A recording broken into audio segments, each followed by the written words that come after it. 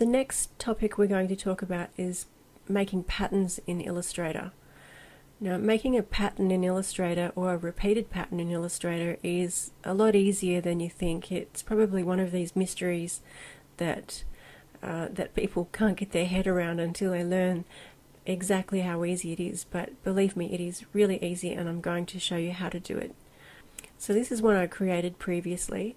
It has a pattern swatch of some black circles over a white background. I might sort of reverse engineer this a bit. I will just go into wireframe, which is preview and Y on the keyboard, and show you that I have actually got two squares on the screen here behind this pattern swatch. Now, the way you create a pattern swatch is that you need to have a shape in the background, a perfect rectangle or a perfect square in the background that has no fill and no stroke, and only then are you able to actually drag the swatch that you've created into the swatches palette, and Illustrator will recognize it as a swatch. So that's why when I move these apart from each other, you can see that I've got two of them here, and the one in the background is actually a no fill and no stroke. So if I open up my layers panel, we can see that that is this one here, and it is behind the one above it. And if I use this little meatball thing at the side here, I can actually make a selection of this object using my layers panel to show you which is which. So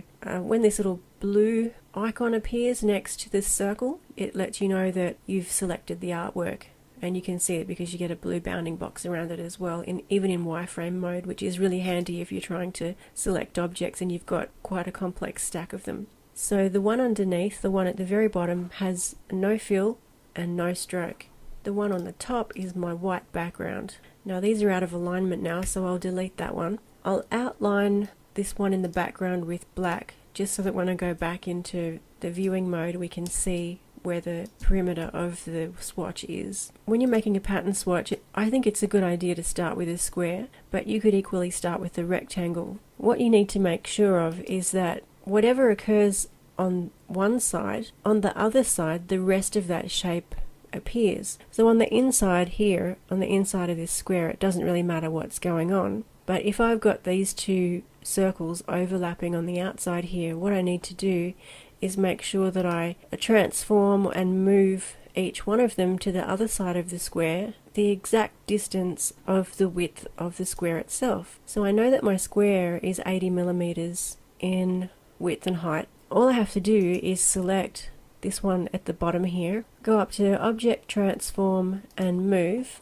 and set up a vertical distance of minus 80 millimeters and hit Preview and copy, and that will put that circle in exactly the right position. Actually, this time I might move one of the shapes in a little bit further, just so that you can see that whatever remains on this side of the square, it will populate on the inside of this swatch. So we'll go up to Object, Transform and Move. The distance will be minus 80 millimeters. 0 vertical, choose copy, so you can see just this amount of that dot itself appeared on the other side. So you only really have to worry about two of these axes, and then whatever you want to do on the inside here is entirely up to you. I'm just using spots for this example, but you could, this is obviously a technique that's used for fabric pattern designing. Because I deleted that square that was in the background before, I'm going to copy and paste behind to create a new one. And you can see in my layer stack, it actually is behind. And I'm going to take the outline off. So I need no stroke and no fill on that background swatch. And I'm actually going to fill the top one with a fill of white, and